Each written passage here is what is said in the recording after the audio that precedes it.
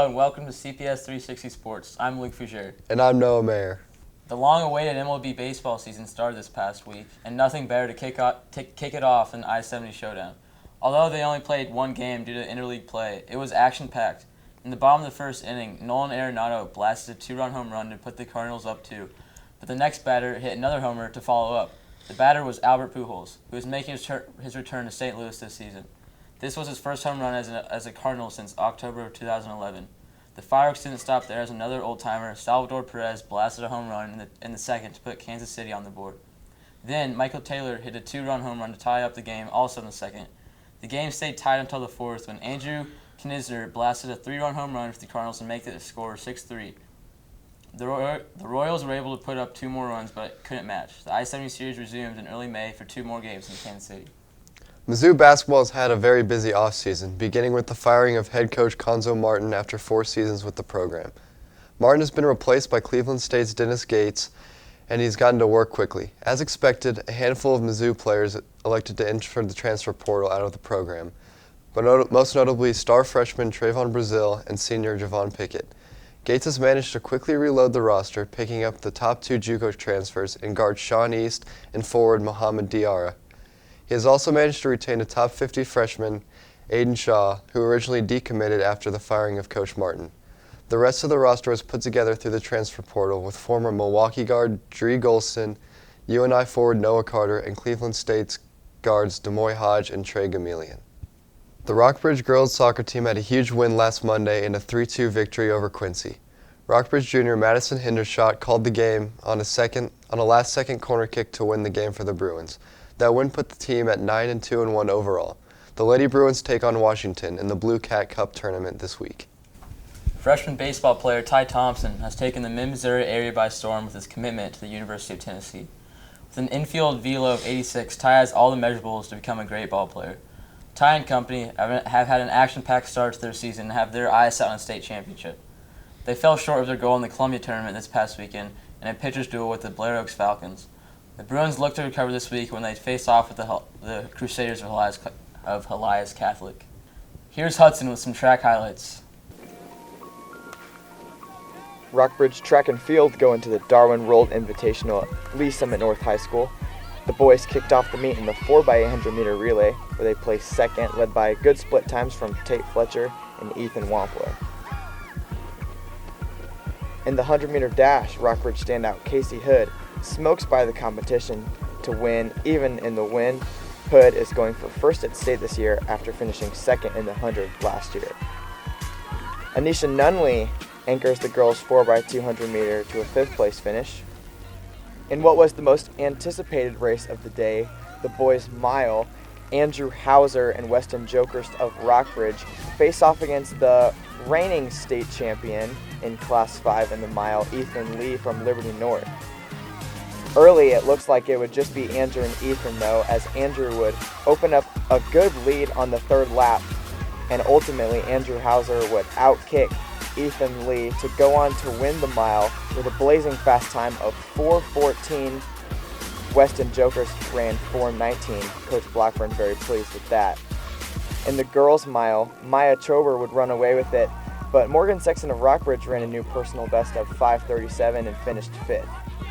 In the boys' 800 meter run, Kai White of Staley High School set a new Class 5 best time in the state this year with a 1:56.4. Ian Kemi right behind with a 1:57.2, and Hudson Summerall of Rockbridge finishes 4th with a 1:58.2. And in the last event of the day, Isaac Johnson from Rockbridge set a new PR in pole vault with a vault of 12 feet 4 inches, and he would help Rockbridge ultimately get 4th in the meet.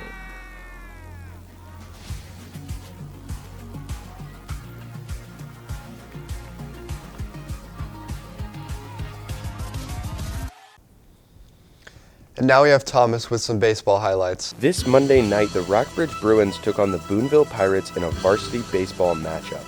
This was the second time these two teams met, the first matchup ending in a 7-3 victory for the Bruins.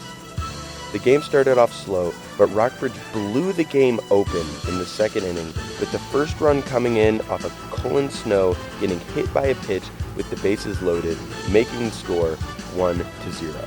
And then, with the bases still loaded, Rockbridge went with the squeeze, and a perfect bunt from Andrew Hill brings across another run. Then, Rockbridge's Austin Stewart makes solid contact on a ball that slips right between shortstop and third to bring in the third run of the inning.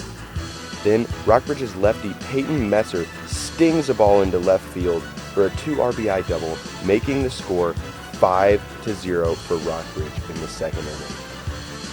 Rockbridge's last run of this huge second inning came from an RBI groundout by Caden Stover, making the score 6-0. In the next inning, Rockbridge strikes again with an RBI groundout from Ty Thompson to make the score 7-0 in the third inning. But in the fourth inning, Boonville tried to get something rolling, but an amazing diving stop by Rockbridge's Dane Gray took away a hit and silenced the Pirates for another inning.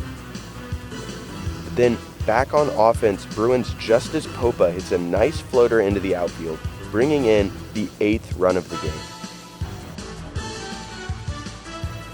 Then, Andrew Hill, on what should have been an easy flyout but ended up being dropped by Boonville, brought in the 9th run of the game, making the score 9-0 for Rockbridge, and they had victory in sight.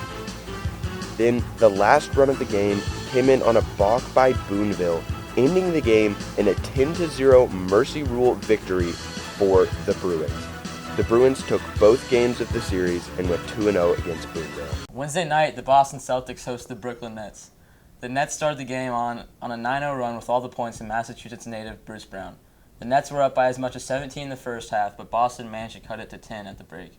The second half was an uphill battle for the Celtics, but they managed to cut it to 2 numerous times before they finally switched the lead to their favor.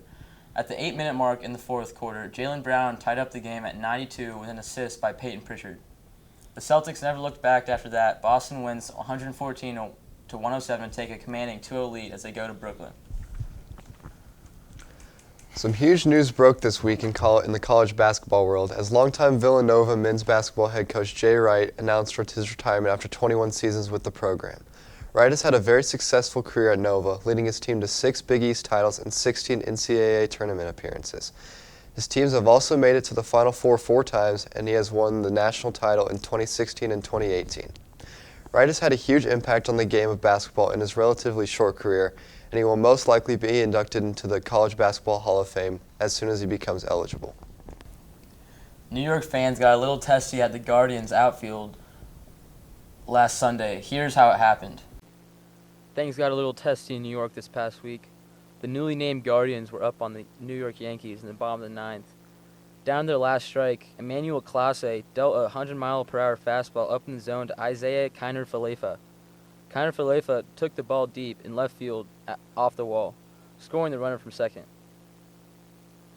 Left fielder Stephen Kwan put his body on the line, as you see here.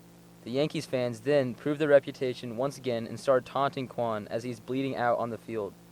Miles Straw backed up his teammate by giving it back to the Yankee fans.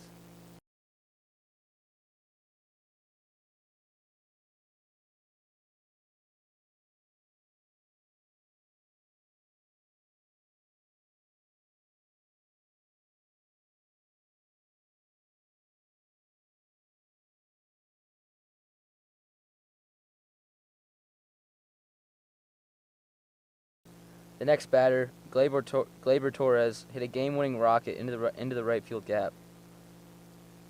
Torres walked the game off, but the theatrics didn't stop there. The worst fan base in baseball once again proved themselves as they pelted the Guardians outfield with trash when they just lost the game. Miles Straw later described the Yankees as the worst fan base in baseball.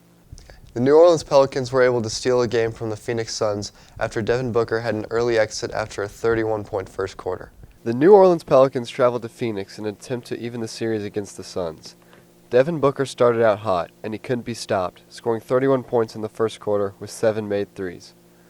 Booker increased the Suns' lead to 5 with his deep three right before half. And in a very unfortunate turn of events for the Suns, Booker went down with an injury early in the first half and would not return. The Pelicans would make the most of this scenario, going on a quick run to take the lead.